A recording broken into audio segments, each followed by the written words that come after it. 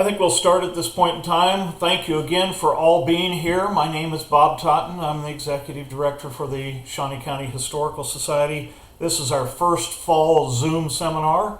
We've had very good luck with this, and I think some of you have joined us in the past. We're lucky to have a good program today. Normally we have a good program every day, thanks to the efforts of Christine Steinkühler, who is our program chair, and she really rustles up various good things for us. I want to thank the efforts of the Kansas Oral History Project for allowing us to basically glom on to something that they've put together. And it's a project to talk about the legislature and how it worked and what it meant to various people that were involved. First, I also want to thank those who possibly, and I don't know if you did, participated in our weekend historic homes tour. We had about 95 folks who toured 4 homes yesterday, and it was our major fundraiser for the Shawnee County Historical Society. If you're not a member of ours, I encourage you to get a hold of me if you'd like at 785-224-4156 or send us $50 to Box 2201 and you can become a member of the Shawnee County Historical Society, which provides us the preservation and promotion aspects of what we do. We are lucky this day to have a past president of our Shawnee County Historical Society, the former mayor, and the vice president for the Kansas Oral History Project. And I'm speaking of Joan Wagnon, and she joins us at this time. And Joan, thank you very much. You're going to tell us all what you and your group has been working on, and we look forward to seeing it. Welcome. Thank you very much. It's great to be back with a Shawnee County history audience and talking about one of my real loves in life, which is the Kansas legislature. We've been putting together this video, and we're pleased to be able to show it to you this afternoon. But let me give you just a little bit of commentary about how the Kansas Oral History Project began. We actually started out as just a casual conversation with our president, Raymond Powers, and KU political science professor, Burnett Loomis. That conversation led to the first project we did in 2014 and 2015, and the Shawnee County Historical Society was the sponsor of that project. Bird Loomis interviewed 9 former legislators. Eventually, our organization incorporated as the Kansas Oral History Project and received grants from Humanities Kansas, Evergy, and donations from individuals, and that's how we pay for what we do. To date, we have produced about 75 interviews of former legislators and other historical society. I'm sorry, my phone rang and I got off my script. Anyway, former legislators and other state officials that are involved in making public policy. The Kansas Oral History Project has established its own website, ksoralhistory.org, and it holds these interviews and makes them available free of charge to scholars, researchers, and students, anybody that wanted to know how things got done in the Kansas legislature. What you're about to see is a 30-minute video, the very first in a series that KOHP will produce on civic education, and it uses clips from these interviews to examine some of the common threads that have appeared. One of those threads was how the legislature changed from the 1960s to 2010. First, the U.S. Supreme Court decision, one person, one vote, completely changed its rural composition. Governor Bennett modernized the legislature in the 70s. Women started getting elected in greater numbers in the 80s. And by the mid-1990s, conservative legislators started winning seats and leadership positions. In this video, you will hear 12 legislators talk about why they ran for office. Darlene Cornfield's fundraising strategy was unique, and I hope you think that was as funny as I did. Robin Jennison, former House Speaker, his strategy to pass a highway plan is pretty interesting and different, but it worked. They got the highway plan passed. there is a pretty lengthy segment on leadership that shows how different leaders perceive their roles and what they accomplished. Senate President Dick Bond managed to renovate the Capitol. Senate President Steve Morris created a plan to train more engineers. Majority Leader Fred Kerr talked about how he worked to pass reappraisal and classification. Former Governor Mike Hayden compares two House Speakers' styles. He compares Pete McGill and Wendell Lady and said he learned from both of them. I think you'll find that when you hear these vignettes from the 12 legislators, you get a pretty good idea of what was going on in the Kansas legislature and how that policy impacted people. I want to conclude by saying that we need to acknowledge a few people. David Heineman, former legislator, is our videographer, and David shot all of these videos. He shot most of the B-roll that you see in the film and just did a superb job with it. Humanities Kansas funded the transcription of the interviews and some of the costs of the video. So if you go to our website, ksoralhistory.com, you can download all of those transcripts and read them. Dr. Patricia Michaelis produced the script for the video. Doctors Marla and Ed Flingy made a significant donation to the Kansas Oral History Project, which allowed us to purchase the cost of production of the video. We had volunteer interviewers, newsmen Dale Goder, Jim McLean, Ed Flingy, Patty Clark, Alan Conroy, and I was also an interviewer. And finally, the staff at KPTS Public Television Station, Mike Oliver, who is their director of production, edited the film and turned it into a visual delight. Now, I have a technical tip for you. If you don't want to see all of these little boxes of people who are viewing the Zoom, follow this tip on the screen and change your Zoom settings. You'll have just a minute before we put the video up. So look for up in the upper right-hand corner or the upper left, whichever it is on your Zoom, something that says view. And you can click on that and then select standard. And then on the left-hand side, you have three little boxes. One of them, it looks like a dash. And when the video begins, you click that smallest one and it will hide the thumbnail video.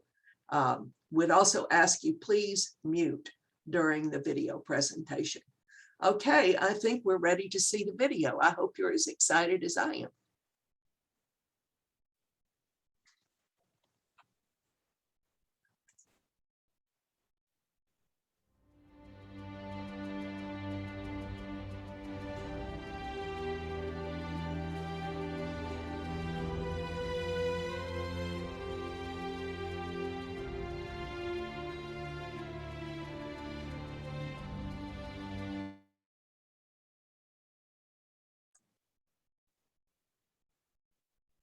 Students in Kansas government classes learn about the three branches of government, the differences between the House of Representatives and the Senate, and how laws are passed.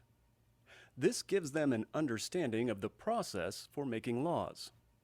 This focus leaves out one important component, the people who serve as elected officials. These 55 women and men have been leading the Kansas legislature as elected officials. Some became speakers of the House or presidents of the Senate. 2 became governor. Others performed other leadership roles or chaired important committees. They came from all parts of the state.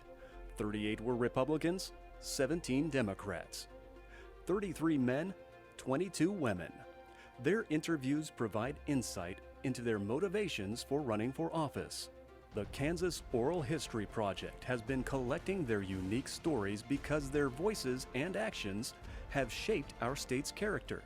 The project has interviewed 55 Kansas legislators about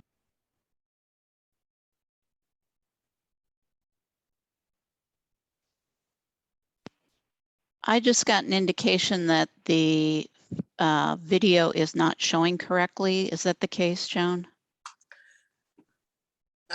It's showing okay for me, but the sound just went away. Okay, sorry about that. I will try that again.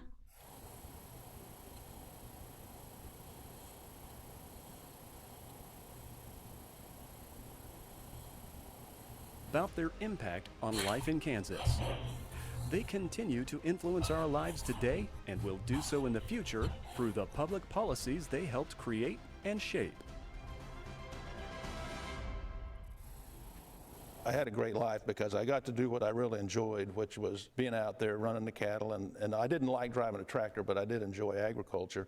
And then I'd get to come down here in the winter, and so my brother would have to feed cattle in the winter while I was here at the legislature. I became political, so to speak, by happenstance. In 1970s, I was chairman of the Lenexa Area Chamber of Commerce, and there were several of us presidents of the chambers. We had lunch together once a month or so, periodically anyway, and we were not satisfied with our representation, so we decided we must find someone to run. So we tried and never, so on and so forth. We couldn't find anybody who wanted to do it, so we decided one of us must do it. And since I was precinct committeeman and chairman of the city precinct committees, they decided that I was probably the most political and I should run. I didn't particularly want to, I didn't think much of it, but then I really was not politically involved up to that point in time. I didn't know what it involved and so on. If I'd have known, maybe I wouldn't have done it. But anyway. The reason I loved being in politics when I discovered it in college, I didn't want to be one of the people that sat around, reacting to what was on TV, what Johnny Carson at that time had been saying on the Tonight Show. I wanted to be there when the decisions were being made, not only how to do things, but what we were going to do things about. So setting the agenda. I had decided earlier that I wanted to be in the legislature. I understood how it affected especially our local schools, and many other things, and felt that it was an opportunity that if I worked hard, I would have a chance. And I worked very, very hard, and I was able to beat him. As you say, I got 67% of the vote, which was sort of astounding for a district that was a very strong Republican district. I guess I grew up ambitious, and I liked government, liked civics, liked history, and I think I knew when I was in 7th grade that I wanted to go to law school. Kim Francisco was my representative, and I was looking at his voting record and the things he voted for, and I realized we were total opposites. And so I thought, so I asked the party, I said, well, who do you have running against this guy? Because I don't think he's very good. And they said, well, we don't really have anybody. There's a guy that's run the last 2 races, but he's kind of a token Republican. He just puts his name on the ballot, so Ken's not running unopposed. And I said, well, that doesn't sound very smart to me. And so they said, well, why don't you run? So I decided to run. And I put my name in, and then I was at somewhere, I can't remember, I think at a Republican meeting, and I do a lot of cooking and things. And so one night at the meeting, I stood up and I said, well, I've decided to run for the 90th district, and I don't know much about fundraising, but I do cook. So I said, I'm going to sell pans of lasagna for $30 a pan. I sold 1,000 pans. So I was cooking a lot of lasagna.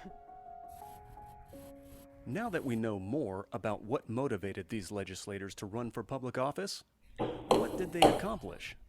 What kind of laws did they create?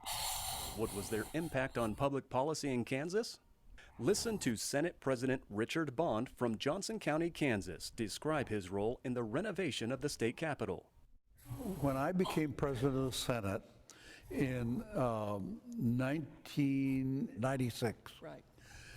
a member of the state architect group, a guy named Bill Groth, Groth, came to see me to tell me about the terrible problems we have in this building and how dangerous it is.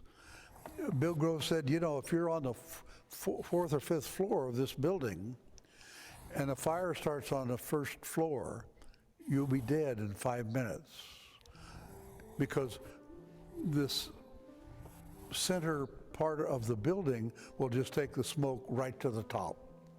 There were no alarms. There was nothing to stop a fire. And it was very, very dangerous. No extinguishers, nothing. In addition to that, he said, no, we've got chunks of limestone on this building close to hitting people. The building was in terrible shape. They had, at some point, when they put in air conditioning, I think they did it with a chainsaw and just went in and cut holes in the wall and brought through piping for air conditioning. It was horrible. They shut off some of the stairways on up to the upper levels. And so we had major safety issues and major space issues. And so after hearing Bill Groth and others, I put together, well, I went to see the speaker, and I went to see the governor, and I went to see the several of the leaders of important committees of the Senate and House, and said, guys, we've got to do something. The Iowa, Ohio, and Minnesota had all finished restoration. And so I got us some airplanes and flew to those three sites. We went overnight to Ohio, but we did day trips to Iowa and Minnesota to see how they did it. And in fact, walking in here this morning, you walk in the visitors area, and here's a map on the floor of the state of Kansas with your county on it. That was an idea I stole from Ohio. And I watched all these kids come in from all around Ohio, and they want to stand on their county that's on the floor.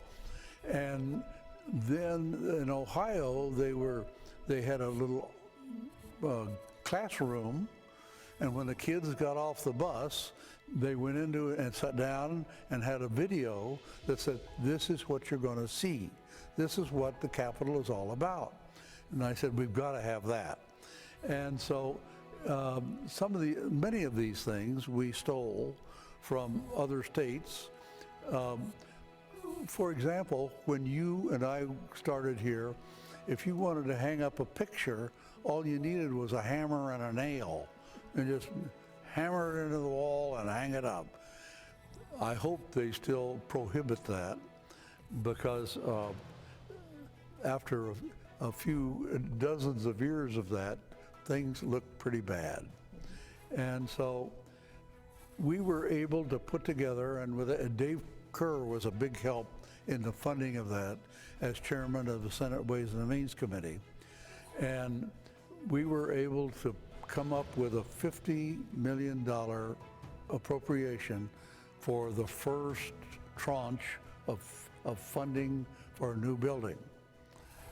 And I remember, like, my last week as president of the Senate, I had a press conference and said, well, $50 million is going to get us started, but this building restoration may cost as much as $150 million. Well, $330 million later, and like 14 years of construction, this is what we've got. And it's really fantastic.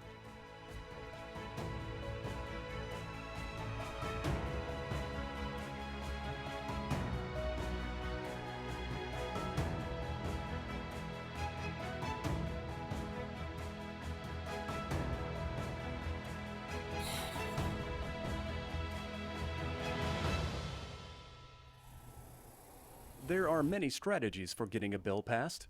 Speaker Robin Jennison had an unusual idea on how to get the 1999 transportation plan passed, and it worked.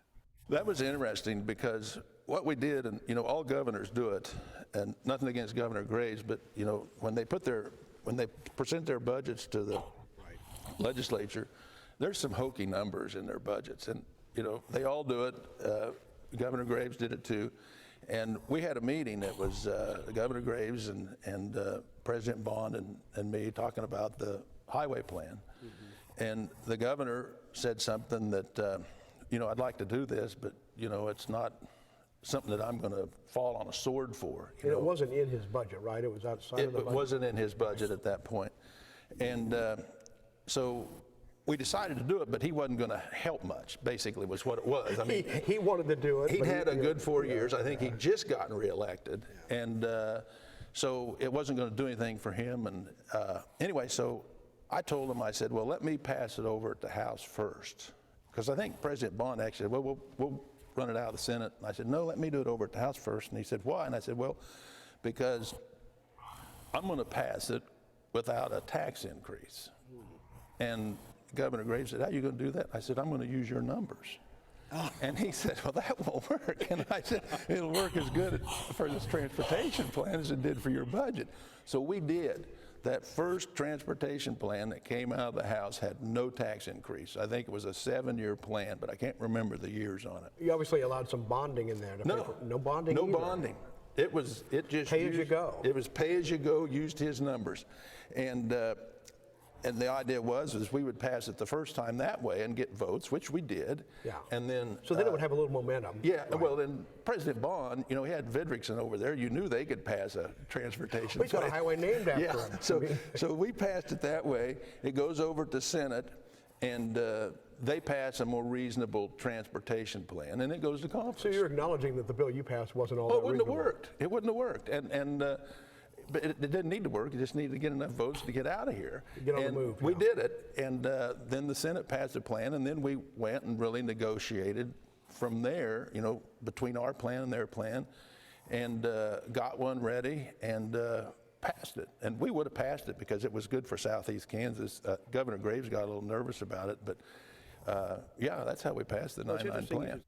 One of the most significant and far-reaching pieces of tax legislation during Governor Mike Hayden's term was an amendment to the Kansas Constitution allowing the legislature to classify property for purposes of property taxation.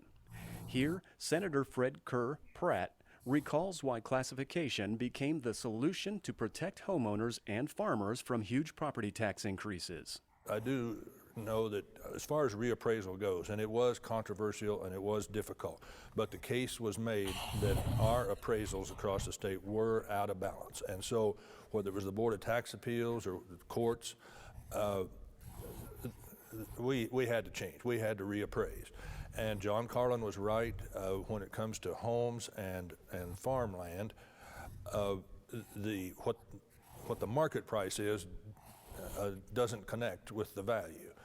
And so that, I think, was his argument, and correct, that there needed to be a classification, that those two properties needed to be assessed, taxed, at a different, lower level than other properties. So there was good reason for that, and there was lots of negotiation, of course, what those levels should be, both for farmland and homes, and so we did arrive at what compromise, and as you say, it was put on the ballot and did pass. As far as the reappraisal goes, it's obvious that when a reappraisal goes into effect, there are going to be some gyrations, and so the people that are on the wrong end, in other words, get taxed higher as a result of a reappraisal, don't like it one bit. And I'm sure that Governor Hayden knew that would be the case. But once we had gone through all the process, which was, I guess, a several-year process to do the reappraising, and then, of course, the classification was kicking in, I don't think it made sense to delay longer. It's time to get it done, put it into place. Senate President Steve Morris, Hugoton, Kansas, described his efforts to solve a pressing problem: the lack of trained engineers in the state. His efforts resulted in keeping Kansas-trained engineers working in Kansas. And as you've mentioned, the majority of the legislation, the majority of the legislators' time is spent trying to put out fires that are burning at the time, and there's not a lot of time or resources left to do much forward thinking. In 2007, maybe, I became aware of the engineering shortage in Kansas. And at that time, the major engineering firms in Johnson County and Wichita were a couple of thousand engineers short. And Stuart Bell, who was the dean of the KU School of Engineering at the time, was visiting with me. By the way, he's now the president of Alabama University. Anyway, he mentioned to me that he had one of his current graduates, a female graduate, that started out at $100,000 straight out of school, which I was pretty impressed with. And we talked about how we should try to address the problem, and I decided to try to invite him and John English, the dean at Kansas State University, and a lady, and I don't remember her name, from Wichita State's engineering school, and we met several times and ultimately developed a plan to try to address this. And Kansas was losing a lot of their engineers. Firms were hiring engineers from other parts of the country, East Coast and West Coast, and those folks, once they got settled, a lot of times they didn't have a lot of loyalty to Kansas, so they'd leave, and so you'd have to get somebody else and retrain them. And so we thought it was best if we could try to keep and train our own engineers. And we felt like K through 12 schools needed to do a better job of promoting engineering. So that was part of the project, and trying to get counselors to be up to speed on what's involved in engineering curriculum. And this comprehensive plan took a couple of years, and this was during the recession, so we didn't really have money to do anything until, I think it was 2011. And Governor Brownback wasn't very thrilled with me, so I asked Senator McGinn to take the lead on this, to get it through Ways and Means, which she did, and she did a good job doing that. But we passed a 10-year, $10 million a year program that was meant to do some capital projects for all three universities, and then basically undergo the whole engineering atmosphere in Kansas. And the ultimate goal was to provide 65% more engineers in this state by the time the 10 years were over. And I think we've already reached that goal. You've just heard some examples of leadership, some in trying situations. How does this kind of leadership develop? What qualities of leadership did they have? How did they move up into leadership positions? Part of the answer is when newly elected representatives and senators arrive in Topeka, they serve on one or more committees.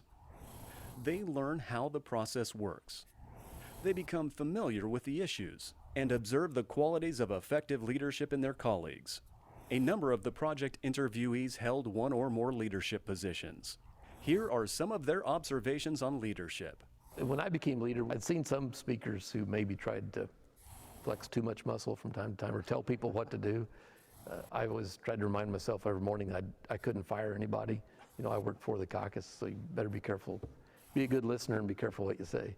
It's kind of the same things that it takes to be a community leader. It is being willing to listen to various points of view, and in the end, being both polite and willing to take the lead, because you're going to take a few slings and arrows when you take the lead on issues.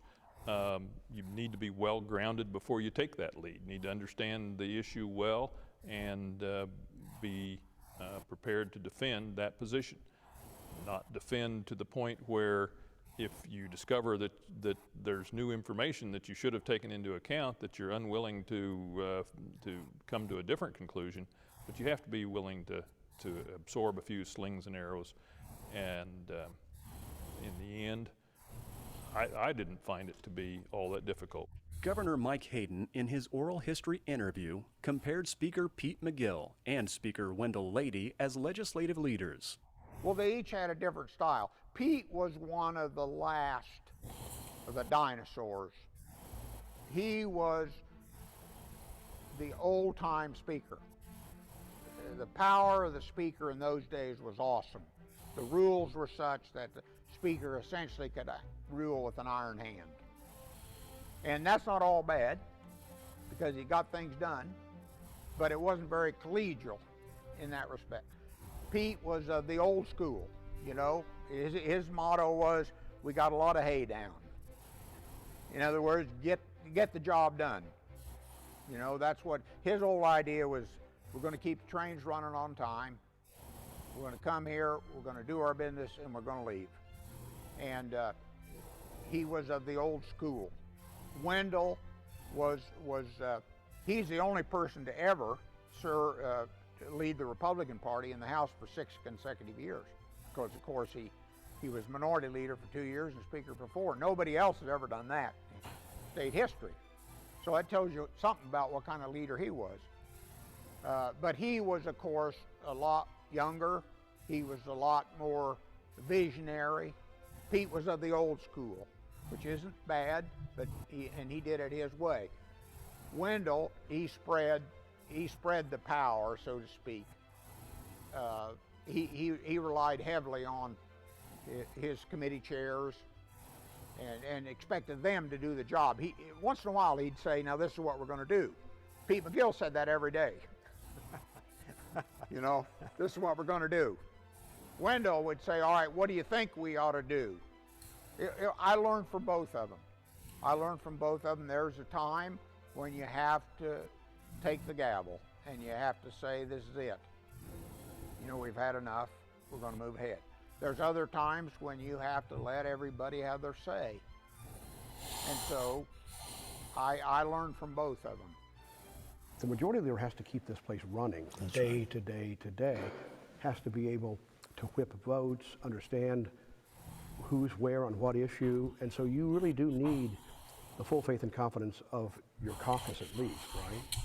But how do you achieve that with when you win by such a close margin? First of all, you try to be fair with everybody. Mm-hmm.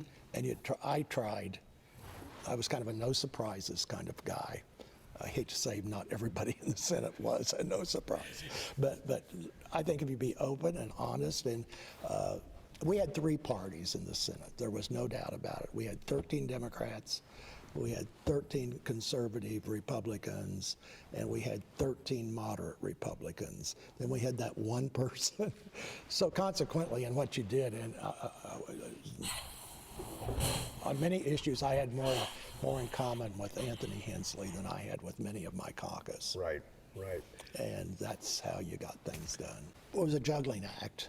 Yeah. Because he's got to take care of his people, and we ran a lot of races across the rotunda to visit with each other. Mm-hmm. Sometimes it was very frustrating because sometimes we felt like we went over and had our conversations and we agreed on something, and by the time we got back to our side, it had changed. Yeah. So it was just kind of,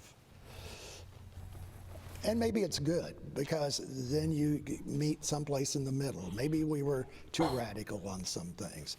You know, we wanted to do things like maybe spend some money that they didn't want to spend, and wanted to support education more. Education was always something we argued about. I ran for the agenda chairman. That got me in front of the group all the time. When I got the job, the previous guy read every bill, discussed everything. I created a one-page thing that I gave to every minority leader.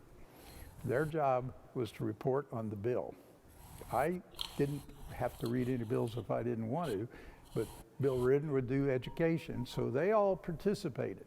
And one of the things I did from very early on and had thoughts about if I ever become a leader, I want to share the power.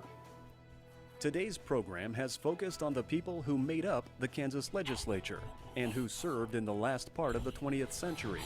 Their interviews document what they had to do to pass legislation or create programs to help the people of Kansas. The composition of the Kansas legislature has changed significantly since its early days. As the legislature becomes more diverse in its membership, It will continue to evolve, reflecting the philosophy and experiences of its body. The Kansas Oral History Project is committed to capturing the experiences of its leaders and its rank-and-file members, and making those transcripts and videos of interviews available to the public. For more information, go to the website ksoralhistory.org.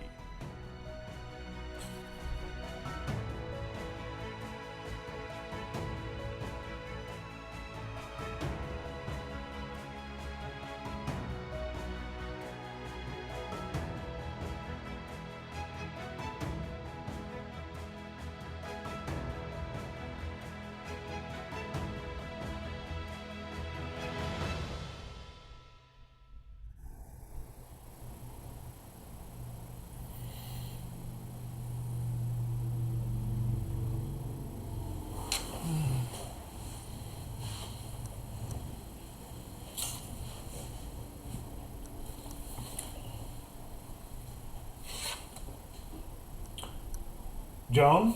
Yeah, I'm here. Okay, we've concluded the video, and we're welcome to have questions. Is there anything that you wanted to add through this that following that video? I thought it was very interesting, and it's a joy to see some of the folks that I have known over the years, and I think many of the folks that are on the Zoom are probably saying the same thing. Do you have anything else that you want to talk about? No, we will have this video available on a YouTube channel so that you can play it that way. And that will get rid of some of the extraneous noise that might have been in there from doing it on Zoom and passing it from one computer to another. But I think it speaks for itself. I'll be interested in your comments, those of you that are watching. And if you have any comments or have any questions about why we did or didn't do something, I'm happy to answer them. Open up your mics so that we can hear you. That will be one of the things that we'll have to remind you if you haven't. But do you have any questions?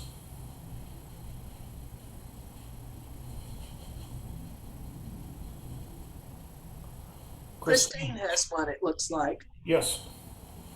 So Joan, how many people do you plan to eventually interview? Well, part of that is a question about how much money can we raise. For continuing on the interview cycle, we've done about 75 so far, and we will continue to do interviews, but with the Humanities Kansas, we can't just, they don't fund a continuing project. So what we're proposing to them for next year is that we look at two issues. One is the courts, because courts have a huge impact on people's lives, and that we interviewed judges and maybe people who were chair of a judiciary committee in the legislature or local attorneys, but one whole focus on the courts and their impact on people's lives. And a second one on diversity. And the diversity is still in the process of being defined, but it may be legislators, it may be people who served in administrative positions in government. Our focus is usually about public policy, but 20 to 25 interviews a year is about what our capacity is. Right now, we're all volunteer. David does all the videoing. I'm the project director, which means I kind of serve like staff and organize and coordinate all of that. So we're thinking in terms of the civic education, we will spend some time trying to get this video in the hands of people who could show it for civic groups or for school groups. And we will try to do another video, maybe one a year, that until we have more funding and more staff, like we don't have staff right now, then we're limited by our ability as a volunteer group to do much more than that. Other questions? Joan, I had a question that has to do with how do we protect this video or whatever we do. And this to me is, how do we make sure that 50 years from now we still have this in a form that we can look at and or be aware of? I'm going to take a stab at that answer, and then Pat Michaelis or Matt Veach, both of them on our board, might want to pitch in on that because they're archivists.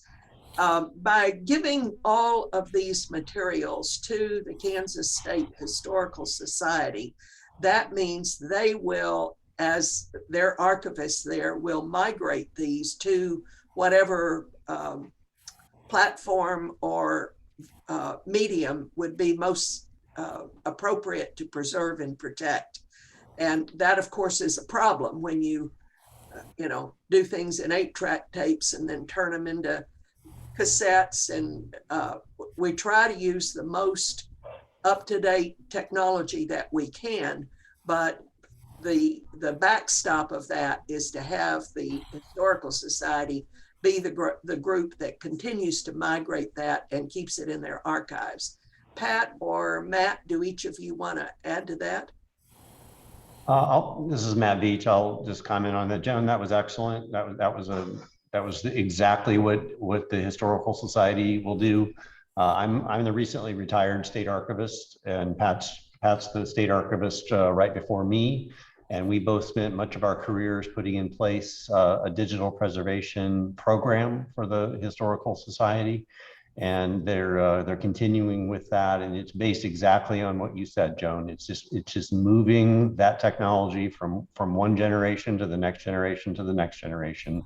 And so we have the high resolution original videos, and as technology changes, the Historical Society will make sure that that's in a format that is renderable and viewable by future generations. Thanks. Other questions? What did you think of it? I mean, we get excited about it, seeing that all put together with music and things that go with it. But then I get excited about the legislature because I spent too many years there. But what do you think about this?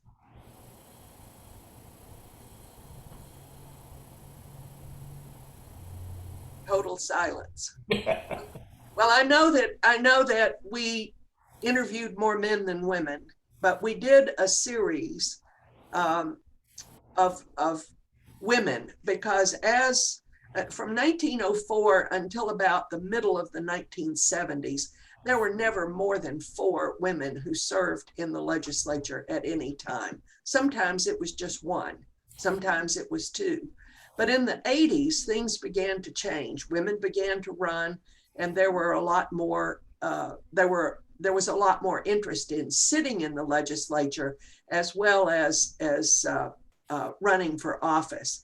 So we did a special series, which you can see on our website, where we looked at interviews that were done during the 90s, 91, 92, by 2 Washburn faculty, history faculty. And we looked at what had happened when we interviewed those women later. I noticed Alicia Salisbury is on this Zoom. Alicia was one of those women that we interviewed to have her reflect back on her career she was vice president of the Senate. And we put together Mary Galligan and another woman who was associated with the Kansas Legislative Research Department, put a summary together of those interviews that we did on women. It would be my hope that one of our next videos would be to pull some of those comments from the women who served, and they included people who had high-placed positions in the legislature. Alicia Salisbury was vice president of the Senate. Susan Wagle was president of the Senate. Sheila Fromm was the first female majority leader, and she actually, for a brief period of time, was a United States senator. Nancy Kassebaum is on our list of people to interview among our series of notable Kansans.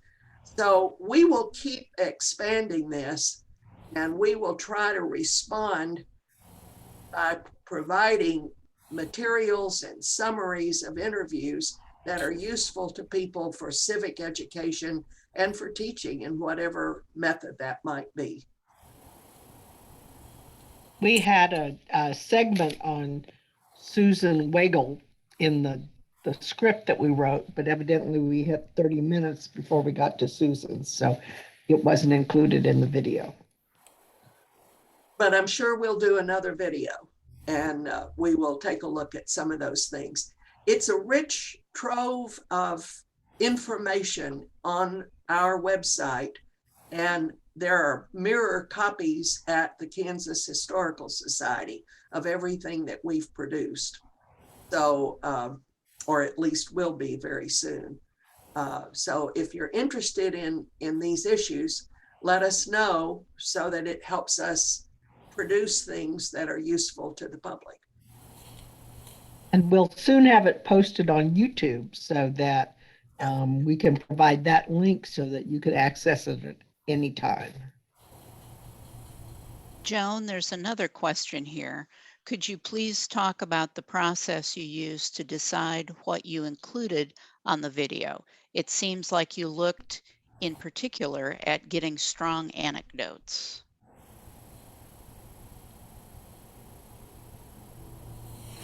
Joan, open up your mic. How did that happen? Okay, sorry about that. I pulled together a lot of clips of what I thought were interesting parts of interviews and sent them over to Pat. And Pat began to put them together into a format, into a script that had some flow to it. We knew we wanted to talk about leadership. And so we had many questions that we asked of our interviewees about leadership. And so there's a lot of material to choose from. It was anecdotes because we're not writing a paper. We're producing something that would be of interest to the public. Pat, what were you thinking when you wrote that script?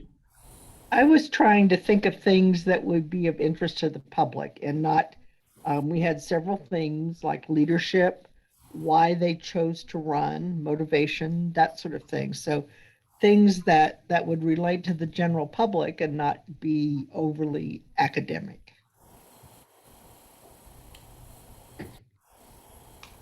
Are there more questions in the chat? I've just now found the chat.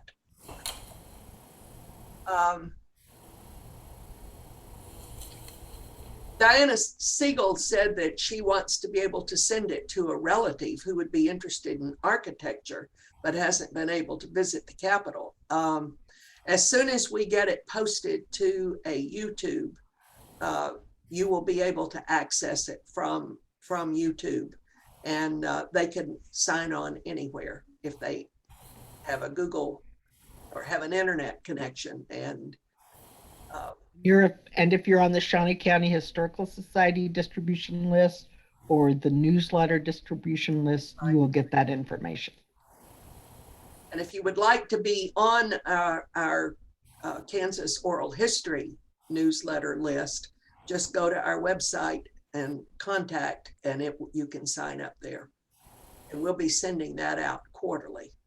We have about 430 people on that list now. Any other questions? Well, Joan, go ahead, Pat. I was just going to say, I think the information can be overwhelming, and that's why we're choosing to do these videos that highlight content, and then anybody that's wanting to do really serious research on the legislature will have access to these.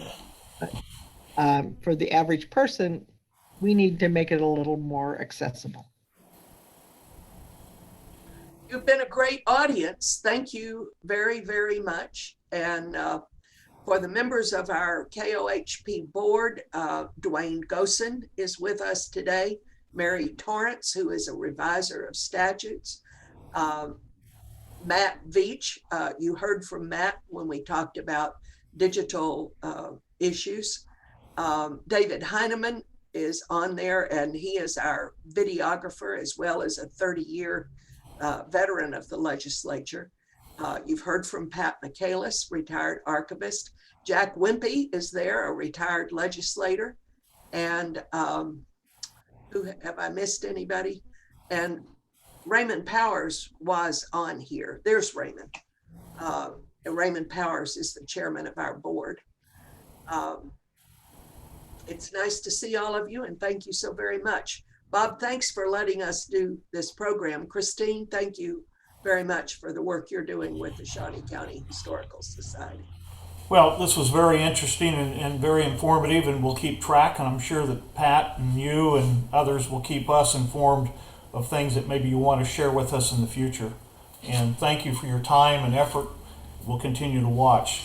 We will continue our Zoom seminars that are coming up. We have one next week. We mentioned, Christine a minute ago, and I'm trying to share. I don't know if I've got that or not. I guess I haven't. But next week, Christine is supposed to be doing a presentation, right, Christine, on Black history in Topeka prior to 1900. Yes, just a little bit of it.